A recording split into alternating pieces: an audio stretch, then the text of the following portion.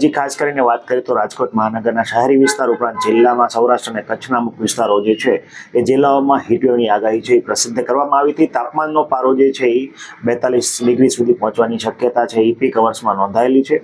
એનું સંધાને Indian meteorological department દ્વારા એક નોટિસ છે એ પ્રસિદ્ધ કરાઈ છે અને ટેમ્પરેચર જે છે ભુજ અને કચ્છના અમુક વિસ્તારોમાં છે એ વધવાની શક્યતા છે. એનું સંધાને રાજકોટ શહેરમાં પણ તાપમાનનો પારો છે 42-41 ડિગ્રી વચ્ચે રહેવાની મહત્તમ તાપમાન છે નોંધાઈ શકે છે. તો લોકોને ખાસ કરીને હીટવેવમાં શું સાવધાની રાખવી ને હીટવેવના લક્ષણો શું છે એ પણ જણાવવા માંગુ છું. તો ખાસ કરીને વાત કરીએ તો હીટવેવ દરમિયાન શું સાવધાની રાખવી, તો ખાસ કરીને દરેક લોકોએ બની શકે તો પીક અવર્સ એટલે કે બપોરના સમયે 1 થી 3ના સમયમાં તાપમાનનો પારો ખૂબ વધવાની શક્યતા હોય. બની શકે તો બહાર જવાનું ટાળવું જોઈએ. આ ઉપરાંત જો બહાર જવાનું થાય તો ખાસ કરીને હળવા અને આછા રંગના વસ્ત્રો પહેરીને અને ફૂલ સ્લીવના કપડાં પહેરીને બહાર જવું જોઈએ. બની શકે તો ટોપી ઉપરાંત કોટનનું સુતરાઉ રૂમાલ વગેરે જે છે એનાથી શરીર ઢંકાય એ રીતે બહાર જવું જોઈએ. આ ઉપરાંત સનગ્લાસ કે ગોગલ્સનો ઉપયોગ પણ કરવો હિતાવહ છે. બની શકે તો પાણીનું સેવન છે વારંવાર કરતા રહેવું જોઈએ. દર કલાકે ઓછામાં ઓછા 200 ml એટલે કે 1 થી 1.5 ગ્લાસ જેટલું પાણી છે એનું સેવન કરવું ખૂબ હિતાવહ છે. આ ઉપરાંત બની શકે તો બહારના અત્યંત ઠંડા અને ગળ્યા પીણાનું સેવન કરવું હિતાવહ નથી. બની શકે તો કુદરતી એટલે નૈસર્ગિક રીતે મળતા જ્યુસ ઉપરાંત જોવા જઈએ તો છાશ છે, ઘોળું છે, આ ઉપરાંત શેરડીનો જ્યુસ છે, ઉપરાંત કુદરતી ફળોના જ્યુસ છે એનું સેવન કરવું ખૂબ હિતાવહ છે. ઘરે બનાવેલું લીંબુ શરબત પણ લઈ શકાય છે, જેની અંદર ખાંડ અને મીઠુંની માત્રા જે છે એ નોર્મલ રાખી શકાય છે. આ ઉપરાંત દરેક ઉનાળાના દિવસોમાં ભરપેટ જમવા કરતાં થોડું ભૂખ્યા રહેવું ખૂબ હિતાવહ છે.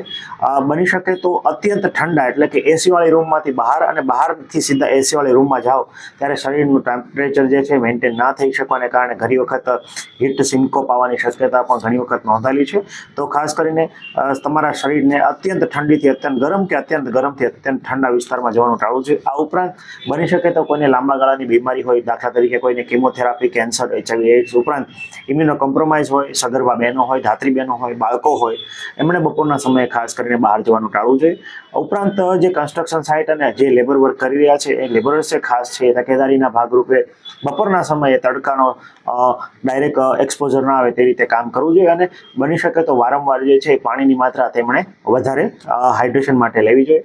બની શકે તો કોઈ પણ જે કોન્ટ્રાક્ટર હોય એમના માટે પાણી અને ORSની વ્યવસ્થા કરવી હિતાવહ છે.